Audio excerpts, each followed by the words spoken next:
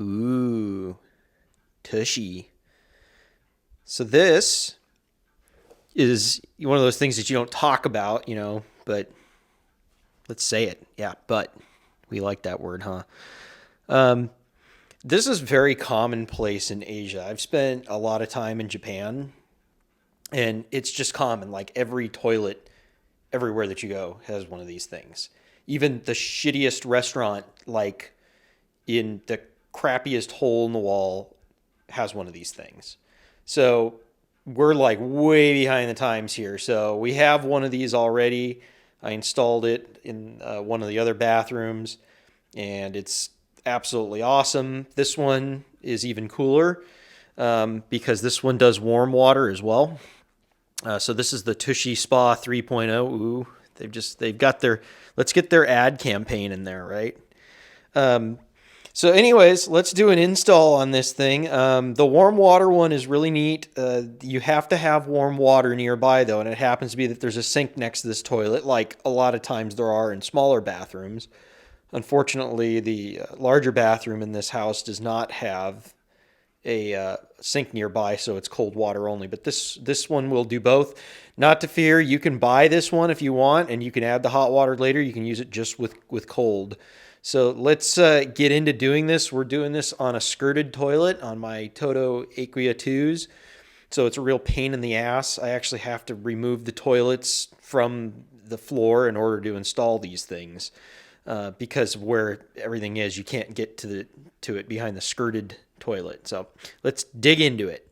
I mean, you have to love the advertising. I mean, I think that this kind of stuff is brilliant. I think it sells stuff. I think it really does. Like, I know better than to fall for bad advertising, but I still think that it's funny. So that's neat. And then it's like the little sticker that you cut to open it, it says, let's get this potty started. It's like bad dad joke. All right. So we got the Tushy unit here. Here's the controls for it. This is the hot water line right here. I like that they give you a white hose too, because that generally it's kind of like an off-white that'll kind of blend in as it's going from the toilet over to the sink. So we'll get that going. This is the cold water line right here. This here is the adapter that you have to get on there, and that's the hard part with these stupid Toto toilets is getting this darn thing on there, because you got to get this on the fill valve. This side goes on the fill valve, and this side goes down to the water line, and then this hooks into where this tees in right here, and this has to come out and go up into the unit. This feeds up into the ass sprayer. So anyways, let's pull the toilet off of the tank, or pull the toilet off the tank. Boy, that's real smart. Let's pull the toilet off the floor and get to installing this. If you have an open toilet where it's not skirted, this is so much easier. We're doing like the most complicated version of this. Now, I started getting excited for a minute because there are two kinds of valves. Some of them have a larger size, and I can't remember what the sizes are, but some of them have a larger size fitting and some have a smaller. This one's larger, and I think the other one in the other bathroom's smaller for some reason. And I got excited because I was like, ooh, I can put the adapter down there, and then I don't have to remove the toilet. Yeah, I still have to remove the toilet because on these Totos, the nuts are on the back side. You can't get to them to take the toilet seat off. They're not captive or anything. You can't loosen up the seat without getting to the back side. So no matter what, you have to remove the toilet from the floor. There's just no friggin' way around it. So I got to lift the toilet off of here now, and I got to redo the caulking, and what a pain in the butt. Now you can bet your ass this thing just made a fool out of me. So this thing has what I call well nuts in it. They're rubber expansion nuts. So you can place them in from the top, and provided that they don't get all corroded, which they were, and it was a real bear to get this one out specifically without destroying it. Luckily, I don't think I did. But what happens is you tighten it, and then the rubber crushes underneath, and it holds itself up against it. Now, what that does is it keeps it so you don't have to go behind the toilet to get to these nuts. Well, it's kind of a joke because they corrode so easily. So anyways, I was able to take the toilet seat off without removing the toilet. And if that's the case, as long as the fitting is right here, then I don't need to remove the toilet. If that fitting doesn't work for us, then I'm going to have to, it's probably easier to pull the tank in this case. I could pull the tank and install the water line that way. So we'll see kind of where we end up. I'm kind of hoping I got lucky here with both these nuts and the water valve. The other toilet, somebody didn't install it right. I didn't install the toilets, so somebody used regular nuts underneath it, and of course I had to remove the toilet. So this is kind of working out a little bit better than I thought. And so let's get that open there and see what the thread pitch is. Yeah, so of course we wouldn't get that lucky. I didn't think that thread pitch was the same. It's actually a little bit smaller, but I was hopeful. So the easiest route for us to take now, at least with my setup, and hopefully, I'm guessing this is factory and somebody lost them for the other toilet when they installed it. So hopefully this is, if yours is a Toto that's skirted tank, you know, where you can't get to anything. Hopefully you've got these. In this case, the easiest thing to do is to yank the tank. So we'll yank the tank and get to the bottom of the fill valve, and this should be still relatively easy.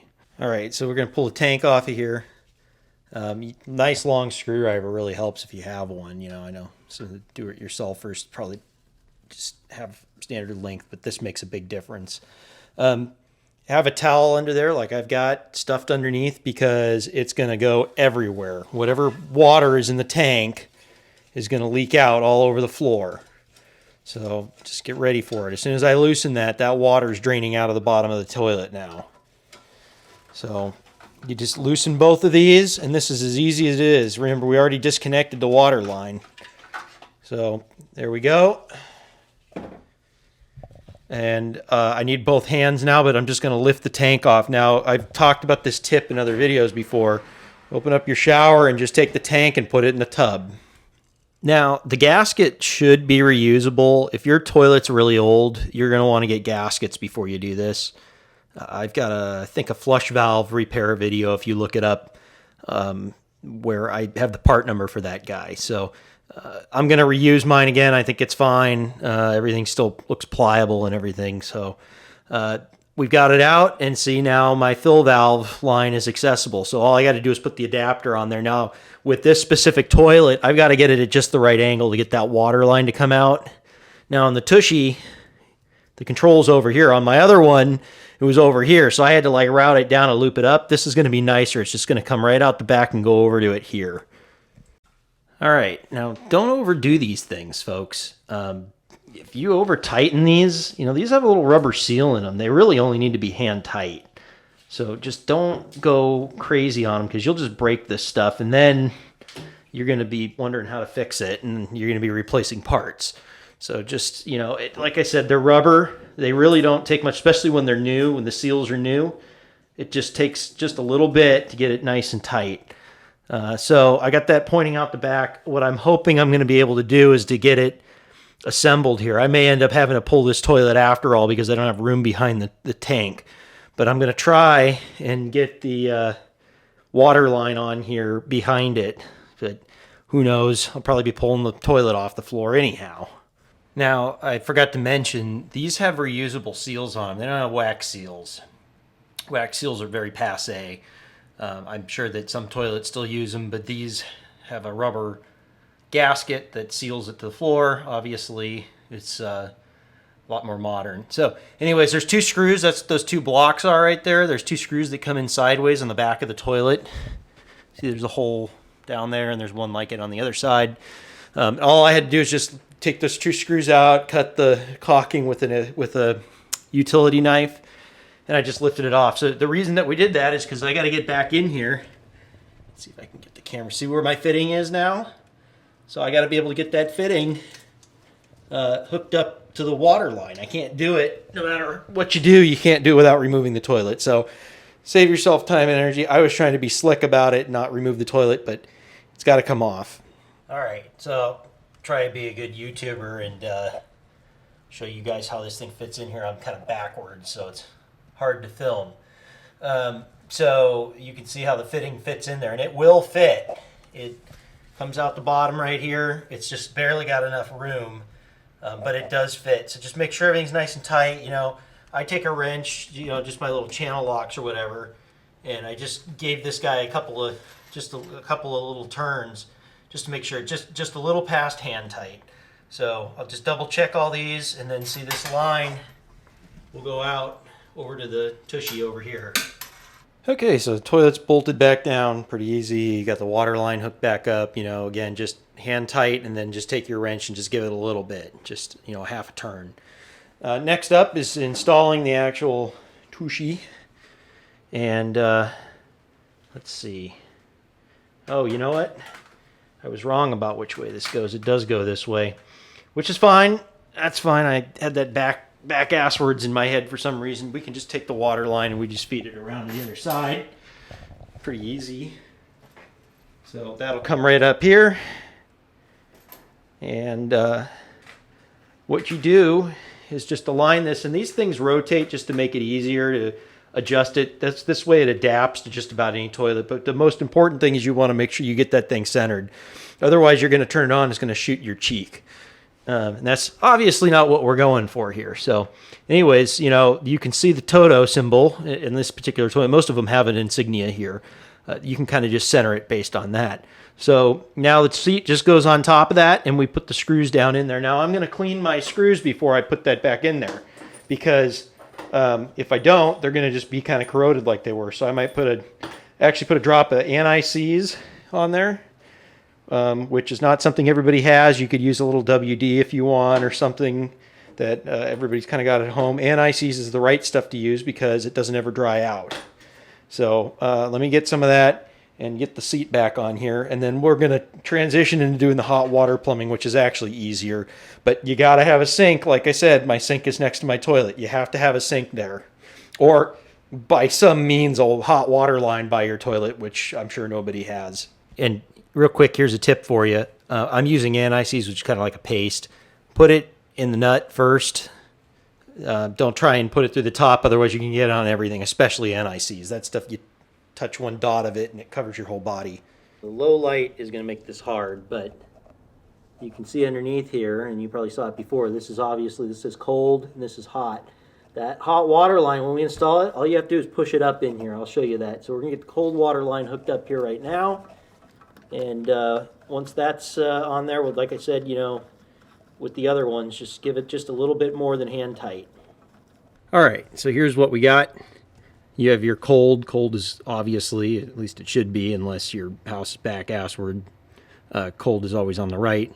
Hot's always on the left. You see where that fitting is right there? Remember I showed you this earlier? This piece gets inserted in between there. And that's it. Now, if you have a cabinet, we're just going to drill a little hole here, probably like 3/8 or so. We're just going to drill a hole in the bottom of the cabinet. We're going to bring the water line out the bottom. For very, very, very, very simple. So, I just turned that quarter turn off. I'd mentioned this before in other videos. If you don't have quarter turns, install those.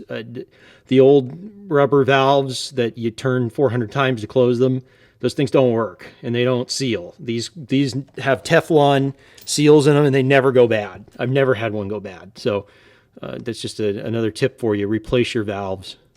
Okay, now see where I popped my hole right there? Now, you got to watch out, right? You want to be careful, because I had to think about this for a second. I have a drawer under here.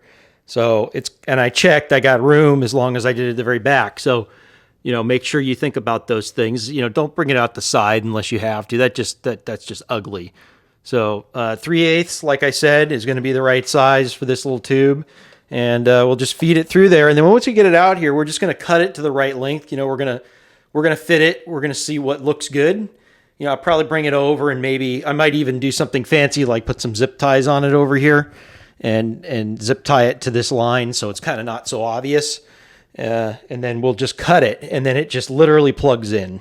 Okay, so you can see I zip tied it up there. I've got one more I can put in it. But like I said, this just pushes right up in here. You don't have to do anything special. And it's kind of hard for me to do it one-handed because the whole unit's moving. But you want to push it until you feel it completely seat, till you can't push it anymore. And unfortunately, I don't think I can do this one-handed.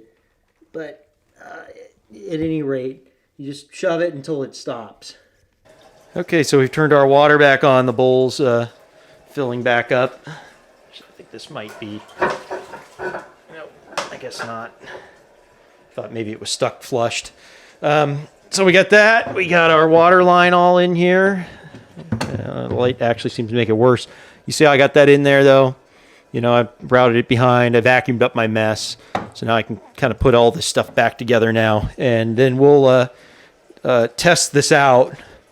You know, what I'll do is I'll put my hand over it so we can see it work.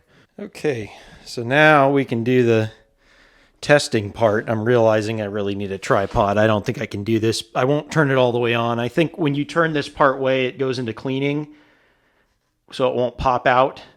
But if I just turn it right here low, just after off, it should go into cleaning. So if not, I'm going to be spraying the walls. So there you go. So that's cleaning right there. Now that's cold, so that water should be cold. And it is, it's cold. Okay, we turn this all the way to warm. And we're getting warm water. Yep, it's hot. So perfect. So that's awesome. Now I got one of these I can wash my ass with warm water. All right, so we'll go ahead and wrap this up. You know, a little frustrating with these skirted toilets, but now that I'm real familiar with them, it's not a surprise at least. So just do the cleanup so you know you don't piss off your wife, and we'll pick it up next time.